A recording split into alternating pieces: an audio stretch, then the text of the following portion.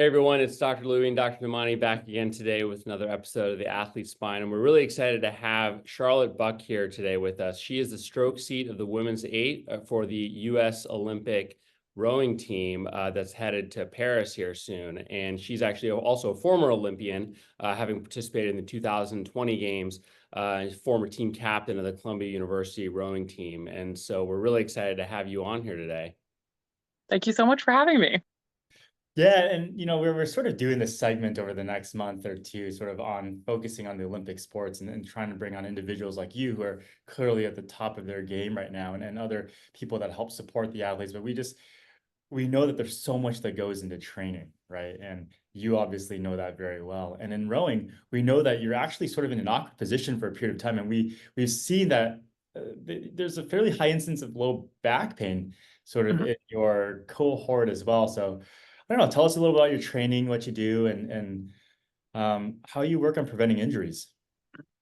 Well, I think one of the first things that I like to tell people about rowing is our race is only 6 minutes long, but we train for so much time to race for such a short amount of time. And I think that is like very different than a lot of sports. Like if you're a sprinter, you only do sprint distances. But for us, even though the race is 6 minutes, we train for 2.5 hours for a session.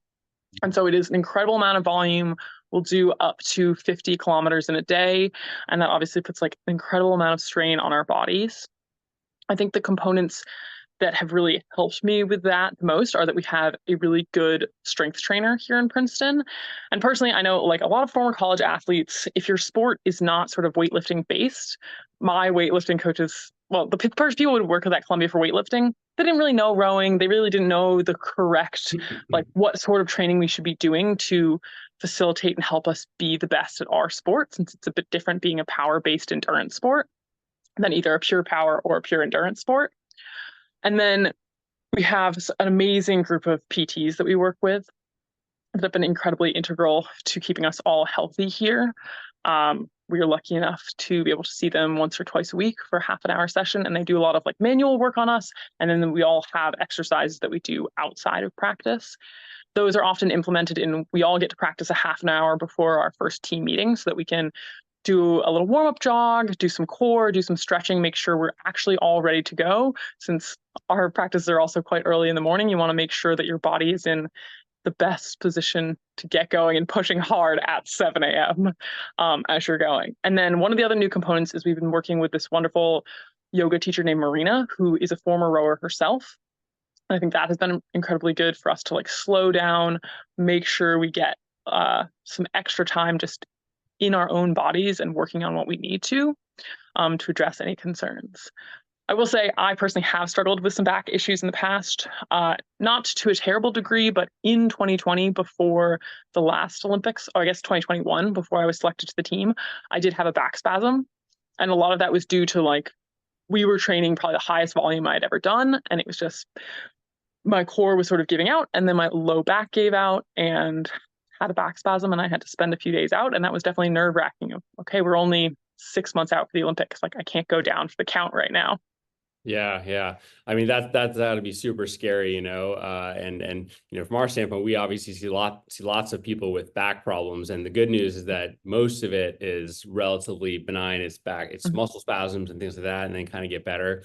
And in kind of doing some of the prep for this interview, I saw that rowing was not something that you were involved in when you were younger, in high school. It's kind of something that you came to. And so how was that transition for you in terms of kind of starting a new sport and kind of getting to a high level pretty fast, and how you had to, perhaps change your body or change your training to kind of adapt to this new sport that you became so good at so quickly? I love telling my story of how I started rowing in college, mainly because my parents didn't expect that I would keep doing it. Like a lot of Olympic athletes, they're like, oh yeah, they knew since they were 5, this is what they were going to do. And they were so athletically talented and everybody saw it. No one in my high school would have been like, Charlotte is going to go to the Olympics. They would be like, Charlotte's going to go debate someone. Like I did debate really intensely, and I did chamber orchestra, and I did theater. Yeah. But I did not really do athletics intensely. I played tennis all my life. My parents were incredibly large proponents of like, you always need to do something active, but you have to enjoy it. And I think that was the biggest thing when I went to college. I wanted to do something different. Columbia is incredibly rigorous, and I sort of wanted something else to take my mind off of my studies. I was actually pre-med. I thought I was going to go to medical school. That's a little bit a different trajectory that I didn't end up going down that road because I fell in love with rowing. But it was definitely a big switch. I went from pretty recreationally playing tennis and basketball and different sports growing up to my freshman year of college, started training 20 hours a week. And the biggest thing when I first started was sleep. Like, you just need to recover. You're working so hard as like an 18-year-old going to class, doing very intense things. And you did just have to try to take care of yourself as much as you could outside of practice, because it was a big switch. I would say that my like next shift was after I graduated. The change from collegiate athletics to elite athletics, I had to bump up and do even more volume, and that was the first time that I seriously got injured. I cracked a rib the like fall after I graduated college because I tried to push myself a bit too soon. But it is sort of all those other components you have to like learn over time and take care of yourself even better and better as you go on in a sport. Yeah, and do you find that your training has changed over time now that you're sort of in this elite sort of performance category now, right? It's no longer just sort of almost like the amateur collegiate world, which that's really changing as well. How do you feel like your training has changed? Is it still sort of just push as hard as you can, or how much of it is sort of injury prevention versus maximum performance, or is it sort of all in one big spectrum? It's all tied together, but it's all increased. I think, especially in college, I did not do nearly a good enough job taking care of myself. I think I was very lucky to escape and not get injured.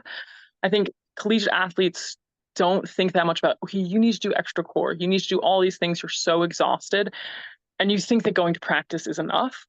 And at least for me at Columbia, we didn't really have access to PTs. And that is a real disservice to somebody who's like training that much. But I understand, like, we're not an athletic school. That's not something that they have the resources for.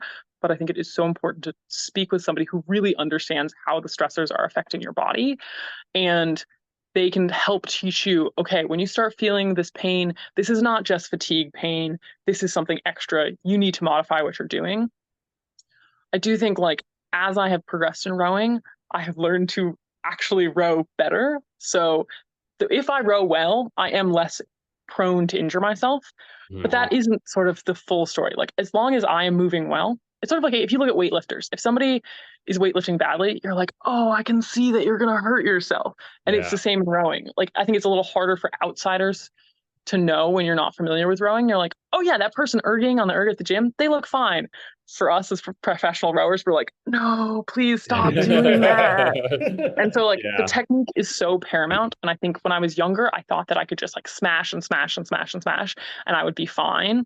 And I think that I have learned, especially I'm a person who the strength part has been easier for me. And so learning to just focus more on, okay, let's figure out how to be more efficient, row better. That will protect you in all of these ways as we work harder.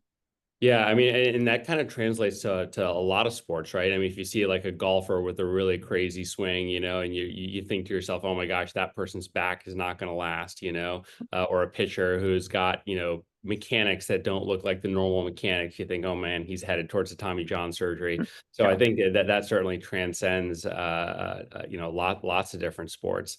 So yeah, I definitely hear you there. So the other thing I wanted to kind of touch on is, you know, rowing, I think as we tie this back to the spine, you know, everyone knows kind of what, or thinks they know what the core is. But I think one thing that people often don't make the connection to is that if you don't have a strong core and a strong back, you can't kind of translate that power to your arms and legs, which is so key in rowing, right? I mean, because it's really a total full body workout to be able to power a boat. It's just not your legs and arms. But if you don't have a strong core, you can't actually drive your arms and legs to be able to power the boat. And you as a stroke seat, I mean, you're basically setting the rhythm for the rest of the people in your boat, right? So everyone's kind of counting on you to stay healthy and to set the rhythm appropriately.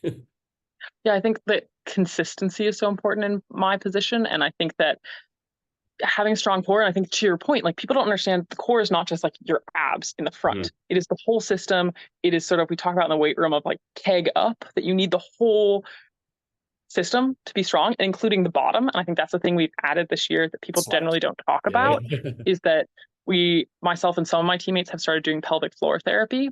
And I think that is like something people are like, oh, they feel, oh, this is not something I want to talk about. It's a little weird, but I think that it is something we need to expand, especially for women's sports, that it's, okay, this is something else that is going into the system that you need to also make sure that that is strong.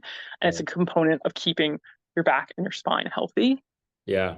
Yeah, that's a good point. And as we get close to wrapping this up, I do want to come back to your muscle spasms for a bit, right? Because we know that a lot of people experience muscle spasms to varying degrees over time. What was it that you were experiencing, and what did you do to sort of overcome that, knowing that you had this time pressure as well, right? A lot of people, like if I get a muscle spasm, right, I'll just like, okay, let me just calm down my activities, and maybe over the next 2-3 months, I'll slowly work my way back to them. You don't have that luxury. So what was your sort of presentation like, and what was your recovery like, both mentally and physically? It was really tough. It actually took place when we were at our winter camp in 2021, and we were in Chula Vista, which is one of the Olympic training centers. And since it was still COVID, we were sort of like shut down just there. And I think that made it like a little harder. It was funny in not a haha way, but the day before I had been rowing a pair, and my pair partner had a back spasm. And I think that we probably contributed to causing them in each other, because then I sat down on the erg the next morning and I was just warming up, and I was like, okay, like I have to erg. She's going to be out for a little bit. She's had a few before. And I just took one stroke warming up, like was not even a hard stroke. And I just felt something sort of like pop out of position in my low back. Somehow it of became like, contagious. yeah, I was like, this is ridiculous. Gia just had one. Now I've got one. And I had to like hobble over to my coach and be like, I can't do this. I need to go see Mark, our PT. Yeah. And I had never had something be so instantaneous. Like when I fractured my rib, it was sort of a slow over time. Ooh, okay, I'm starting to have this rib pain. Probably should have stopped earlier. Did not, kept going on it. And then was like, okay, this is dramatic. But this was like instantaneous, where I was like, okay, my low back just shut off. So the first thing was definitely going and see my PT, having him look at it, having him be like, okay, it's not anything on the bones. It's definitely just like a muscle giving out. And I spent the next, I think, 2 to 3 days like in bed doing nothing, taking some muscle relaxers. And then I think the first thing for me was just like getting everything back online. So doing some like nerve glides, just trying to get all of my muscles reconnected and making sure that I could basically get everything to turn back on in the proper way. And then to your point, I couldn't sit around for too long if I didn't want to be knocked out of selection. And I think the most important thing was listening to my PT's guidance of like the first day, you can only erg for 10 minutes. That is all you're allowed to do, even if you feel good. And I think that is athletes' issue sometimes, myself included. I'm not very patient, but taking it, okay, you only get 10 minutes today, you get a half an hour tomorrow, you get little by little, and that is the best way to handle it. And if you have any problems, take a step back, and because you can't rush it or it's going to get worse. So I think that was a big lesson for me in being patient with myself, which is really, really hard when you're like, I'm trying to go win a medal at the Olympics. Yeah. We have patients that certainly want to kind of rush the recovery process. I mean, it's nothing like being an Olympic athlete, and trying to recover for such an important event, but I think the key is like kind of listening to your body, getting help when you need it, trying to keep some activity and movement going, as to let the nerves and muscles recover and everything. So, well, hey, Charlotte, we're really, really excited to see what you guys and your team are going to do in Paris here coming up soon. And thanks so much for hopping on with us. This has been really fantastic. Thank you so much for speaking with me. Yeah, best of luck out there in Paris. Thank you so much. All right, take care. Have a good one. Thanks so much. Bye.